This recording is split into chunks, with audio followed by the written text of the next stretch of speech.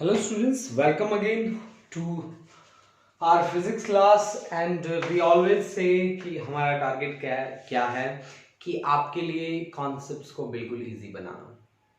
तो आज हमारा जो टारगेट रहेगा इस क्लास का वो टारगेट है ऐसे न्यूमेरिकल के साथ डील करना जो आपके आईआईटी पीएमटी में काफ़ी नीट वगैरह में बड़े खुले से आते हैं, धड़ाले से आते हैं और हमें कहीं ना कहीं पजल भी कर जाते हैं। तो आज मैं कुछ एक शॉर्ट ट्रिक के साथ भी आया हूं स्टूडेंट्स, वो शॉर्ट ट्रिक भी हम अप्लाई करेंगे यहाँ इस क्लास में और कुछ एक हम न्यूमेरिकल भी परफॉर्म करके देखेंगे। तो हम अपना ज़्यादा टाइम वेस्ट नहीं करते और ज़्यादा टाइम वेस्ट ना करते हुए अपने कॉन्सेप्ट पे आते हैं। कॉन्सेप्ट है आज मेरे पास किरचॉफ का लॉ है, उसके ऊपर बेस्ड न्यूमेरिकल है। स्टूडेंट्स हमने किरचॉफ के बेसिकली टू लॉज देखे हैं। एक लॉ का नाम है करंट लॉ और जंक्शन लॉ। किरचॉफ का जो फर्स्ट लॉ है, फर्स्ट लॉ जिसका नाम हम लिखते हैं क्या, करंट लॉ और जंक्शन लॉ, करंट लॉ और जंक्शन लॉ। इसकी एक ही बात मुझे याद रहती है कि sum of all currents meeting at a point is equal to zero. Sum of all currents meeting at a point is equal to zero. Sum of all currents meeting at a point is equal to zero. इसका एक सीधा सीधा सा concept है कि जितने current अंदर आ रहे हैं उतने करंट कहां जा रहे हैं, बाहर जा रहे हैं। जितने भी करंट अंदर आ रहे हैं उतने ही करंट क्या हो रहे हैं, बाहर जा रहे हैं। This is the basic funda of the junction law. Junction law हमें क्या कहता है कि sum of all currents meeting at a point is equal to zero, यानी कि जितना आएगा उतना ही बाहर जाएगा। ये बात आपको याद रखनी है स्टूडेंट्स। मैंने आपको इसका एक एग्जांपल भी दिया था कि अगर मान लीजिए यहां इस चीज को मुझे न्यूमेरिकली रिप्रेजेंट करना हो तो मान लीजिए कि ऐसा कुछ है मेरे पास, ये यहां पे 2 एम्पियर का करंट आ रहा है, ठीक है, और यहां से 4 एम्पियर का जा रहा है, ठीक है, और यहां अंदर की तरफ फिर आ रहा है कोई करंट, कोई भी करंट से this is I, then find the value of I. तो आप sum of all currents entering is equal to leaving, यानी कि I plus 2 is equal to leaving, that is 4, then I is equal to 4 minus 2, this is 2 ampere answer.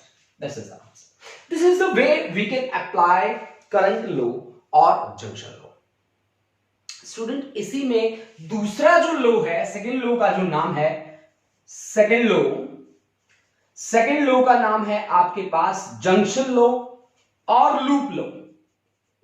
Junction या उसको बोलते हैं loop, sorry यहां पे जंक्शन नहीं होता, जंक्शन तो वहां आ गया, यहां वोल्टेज और लूप लॉ। देखो बच्चों ये क्या कहता है कि sum of all EMFs acting in a loop is equal to zero. Sum of all EMFs acting in a loop is equal to zero. ये इस लॉ की स्टेटमेंट है। इसको लूप क्यों बोलते हैं, लूप का क्या मतलब होता है, लूप का क्या मीनिंग होता है? लूप का मीनिंग होता है एक क्लोज्ड पाथ।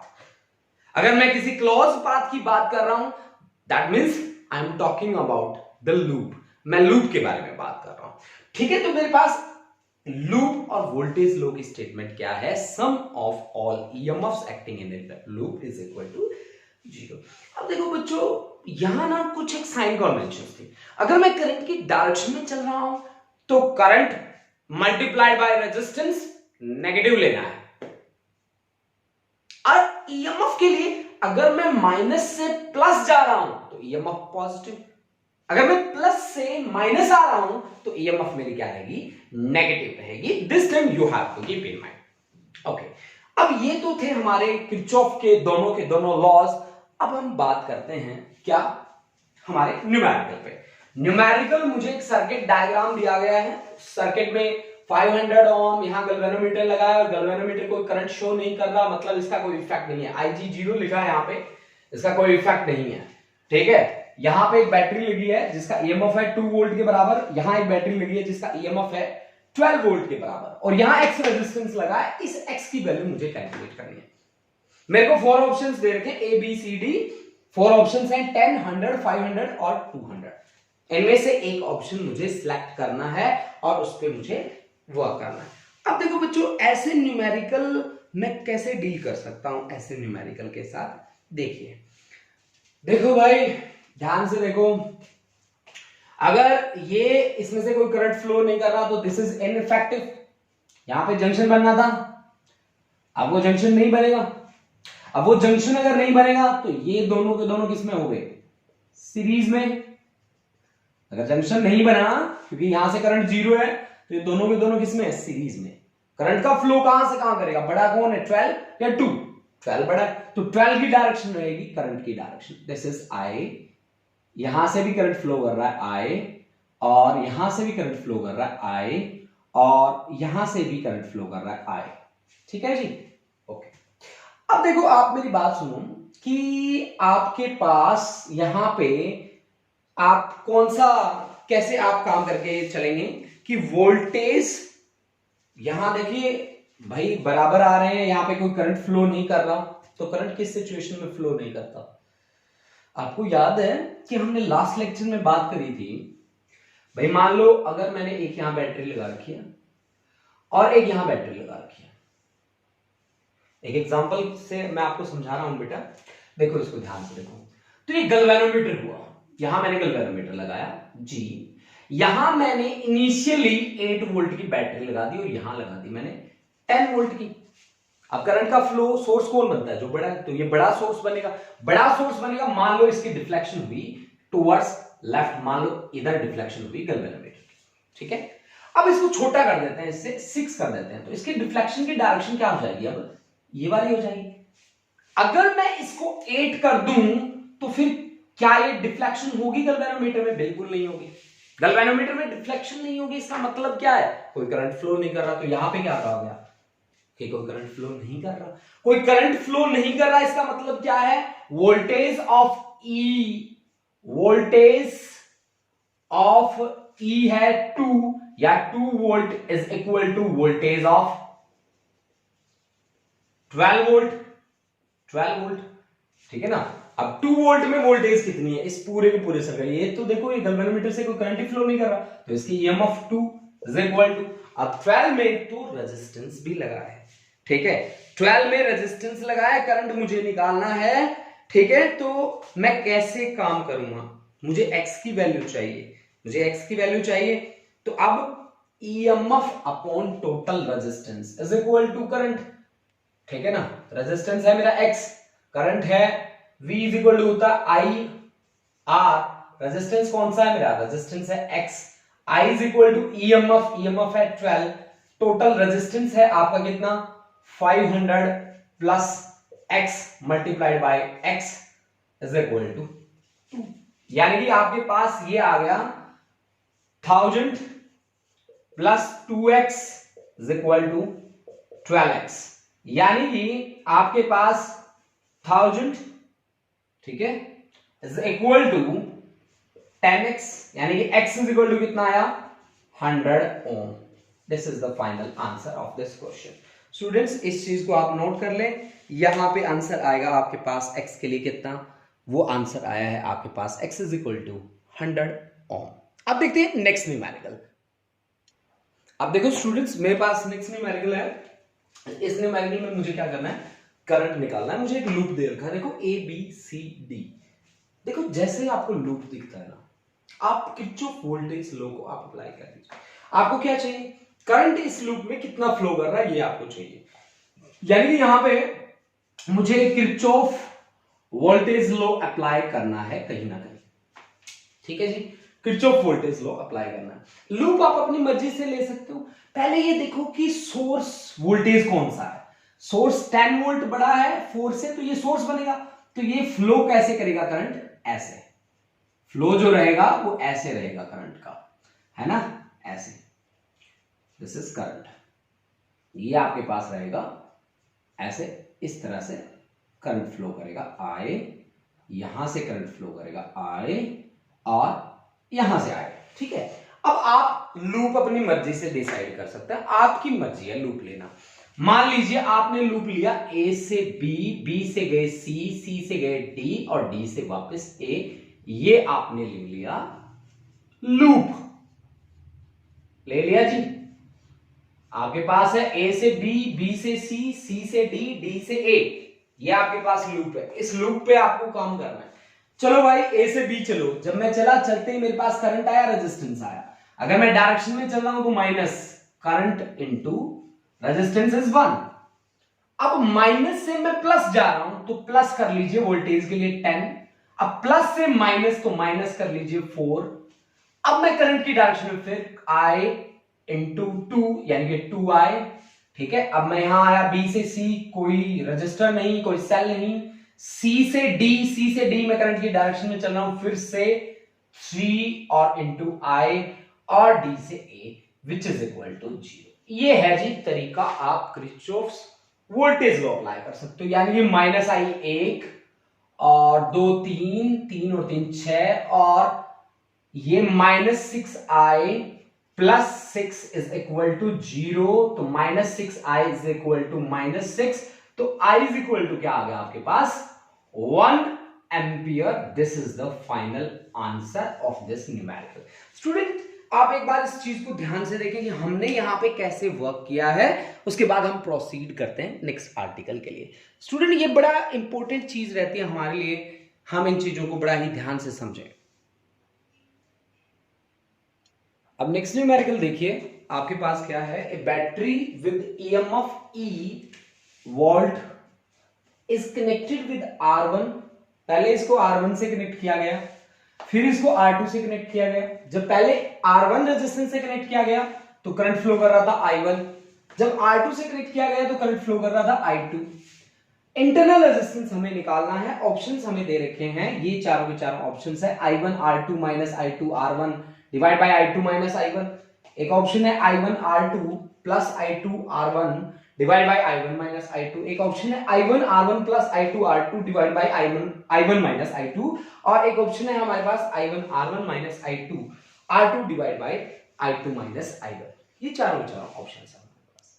देखो बच्चों, अब हमें काम कैसे करना है, पहले आपको क्या कहा गया कि इंटरनल रेजिस्टेंस आपको निकालना है, और आपके पास है एक बैटरी, ये मेरे पास है बैटरी, ठीक है जी, ये है मेरे पास बैटरी।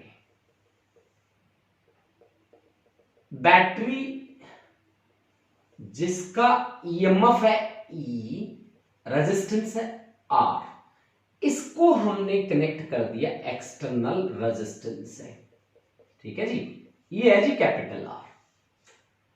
आपने क्या कहा गया कि R1 जब रेजिस्टेंस आपने जोड़ा, करंट फ्लो कर रहा था कितना I1, करंट फ्लो कर रहा था कितना I1। अब देखो स्टूडेंट्स, हमें क्या करना है यहां पे, I इज इक्वल टू क्या होता है V by R। Ohm's law को यूज कर लीजिए, simple, V is equal to IR।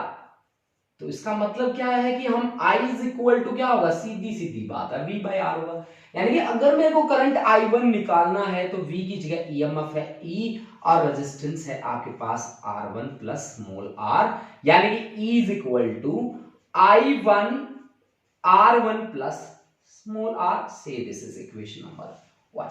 यहां तक आप चेक कर लीजिए। अब देखो, अगर मैं यहां करंट का फ्लो करा देता हूं I2, रेजिस्टेंस कौन बन जाता है R2, तो यानी कि ईएमएफ तो सेम है दोनों केसेस में, तो E is equal to I2 R2 plus small r, है ना, इक्वेशन नंबर 2। आप इक्वेट कर लीजिए 1 एंड 2 को, इक्वेट 1 एंड 2, 1 एंड 2 को आप इक्वेट करेंगे जी। 1 एंड 2 को जैसे आप इक्वेट करेंगे बच्चों, हमें तो आंसर मैच करने से मतलब है, ये मैं ऊपर वाला रब कर देता हूं। 1 एंड 2 को इक्वेट करेंगे तो I1 R1 plus small r is equal to I2 R2 plus small r, यानी कि I1 R1 plus I1 into small r is equal to I2 R2 plus I2 into small r। Small r वाली term को इधर ले जाइए, तो I1 R1 minus I2 R2 is equal to, अगर मैं R कॉमन ले लूं तो I2 माइनस I1 बन जाएगा, यानी कि R small r is equal to I1 R1 minus I2 R2 divide by I2 minus I1। ऐसा ऑप्शन है कहीं पे? I1 R1, सबसे पहले I1 R1 minus I2 R2 divide by I2 minus I1, then option D is right, है ना? Option D is right. ये लो भाई, मैंने इसको ब्रैकेट्स में भी डाल दिया ताकि आपको इजी रहे इसको देखना और समझना। अब देखो स्टूडेंट्स, अब तक हमने कोई शॉर्ट ट्रिक की बातें तो नहीं करी। आप लोग भी सोचते होंगे कि वो शॉर्ट ट्रिक कहाँ है जिसकी आप बातें कर रहे थे। बच्चा पार्टी उसकी भी मैं बातें जल्दी ही करूंगा। आगे हम न्यूमेरिकल लेके चलेंगे ऐसे जिन पे हम शॉर्ट ट्रिक की बातें करेंगे। उससे पहले हम एक ऐसा ही न्यूमेरिकल जैसा यहां पे करा है वैसा ही न्यूमेरिकल परफॉर्म करते हैं और देखते हैं कि उसका रिजल्ट क्या आएगा। देखिए हमारे पास नेक्स्ट जो क्वेश्चन लेके आया हूं मैं, वो पीछे वाले को कॉपी किया मैंने, ठीक है? सेम वही का वही है कि current through a cell for resistance 2 ohm is, यानी कि रेजिस्टेंस आपको दे रखा है R1 दैट इज 2 ओम और उसके लिए करंट आपको दे रखा है 0.9 एम्पियर। एक कपल ये यहां पे, एंड फॉर 7 ओम यानी कि रेजिस्टेंस R2 इज 7 ओम और करंट I2 इज 0.3 एम्पियर, ठीक है? तो अब आपको कैसे काम करना है यहां पे, वो पीछे वाली बातें आप याद रखिए कि E is equal to I1 R1 plus small r, है ना? तो I1 आपके पास कितना है? I1 है 0.9 और R1 कितना है? 2 प्लस R, और यहां पे E is equal to I2 R2 plus small r। I2 कितना है? 0.3, R2 कितना है? 7 प्लस R। अब आप इन दोनों को इक्वेट कर लीजिए, ये भी E ये भी E, तो 0.9 is equal to 0.9 into 2 plus R is equal to 0.3, 7 plus R। Point से पॉइंट हट जाएगा और 3 3 जा 9 हो जाएगा, 3 2 जा 6 plus 3R is equal to 7 plus R, है ना? तो यहां से 2R इज इक्वल टू 1, तो R इज इक्वल टू आपके पास इंटरनल रेजिस्टेंस आ जाएगा कितना? 1/2 ओम। तो इसमें आंसर कौन सा सही रहेगा? फिर आंसर रहेगा आपके पास ए ऑप्शन। देखो स्टूडेंट, अगर आप लोगों को एक बार न्यूमेरिकल करने का ट्रिक आ गया तो उसके बाद आप अटकने वाले बिल्कुल भी नहीं है, ठीक है? आपको काम करने का एक वे आना चाहिए। अगर वो वे आपको पता है तो आप इजीली न्यूमेरिकल के साथ लड़ाई कर सकते हो। देखो स्टूडेंट, अब हमारे पास जो न्यूमेरिकल दिया है नेक्स्ट, कैसा दिया है? आपको यहाँ पे 10 ओम रेजिस्टर दे रखा है, 5 वोल्ट की बैटरी दे रखी है, इसका हमें वैल्यू निकालना है। ये 2 वोल्ट का हमें दे रखा है, ठीक है? जब ऐसा कहीं पे भी आ जाए न्यूमेरिकल तो आपको यूज करना है किसका? वोल्टेज डिवीजन मेथड का। Voltage division method, voltage division method का आप यूज करोगे। और वोल्टेज क्रॉस ए बी आप कैसे निकालोगे? देखो मैं पहले आपके लिए एक सर्किट डायग्राम बना देता हूं। सर्किट डायग्राम बना के फिर मैं आपको समझाता हूं कि मान लो यहां पे वोल्टेज है V1, रेजिस्टेंस है हमारे पास R1, है ना? बड़े वाला R1 ले लेता हूं, ठीक है? यहां पे वोल्टेज हमने अप्लाई कर रखी है V2, रेजिस्टेंस है हमारे पास R2, ये एंड है मेरा B और ये एंड है मेरा A। देखो बच्चों, वोल्टेज डिवीजन मेथड आपको क्या कहता है कि मेरे को अगर वोल्टेज निकालनी है क्रॉस ए बी तो वो मेरे पास क्या आएगी? Cross A B. देखो बच्चों, इसका एक शॉर्ट ट्रिक आप याद रखिए हमेशा। क्या शॉर्ट ट्रिक है? देखो, ऑपोजिट मल्टीप्लाई करते जाओ। V1 का ऑपोजिट रेजिस्टेंस कौन है? R2, प्लस V2 का ऑपोजिट रेजिस्टेंस कौन है? R1, divide by R1 plus R2। अब देखो इस न्यूमेरिकल में देखो ध्यान से, आपके पास V1 कौन है? इस न्यूमेरिकल में अगर आपने ध्यान से देखा है तो V1 है आपके पास कितना? 5 वोल्ट है, ठीक है? और R1 है आपके पास 10 ओम, V2 है आपके पास 2 वोल्ट और R2 है आपके पास X ओम। और आपको VAB आपको दे रखा है दैट इज 4 वोल्ट, ठीक है ना, VAB दे रखा है आपको 4 वोल्ट। तो VAB की वैल्यू आप यहां रखेंगे 4, that is equal to V1R2 plus V2R1 divide by R1 plus R2, ठीक है। क्रॉस मल्टीप्लाई कर लीजिए, 40 plus 4x is equal to 5x plus 20, इधर आएगा ये इधर आएगा तो x इज इक्वल टू क्या आ गया 20, क्या है ओम, दिस इज आंसर, ठीक है ना बच्चा party. This is the one trick with the help of which you can solve this numerical very easily, and this method is voltage division method। अब आगे मैं एक शॉर्ट ट्रिक और भी कराने वाला हूं आपको, जिसमें मैं बात करूंगा करंट डिवीजन मेथड की, ठीक है, और मैं आपको करंट की वैल्यू कैलकुलेट करके दिखाऊंगा और कैसे हमने कैलकुलेट करना है, कैसे हमने उस पर काम करना है, ये बातें भी हम सीखेंगे। Student take a screenshot, after that we will move to the next numerical.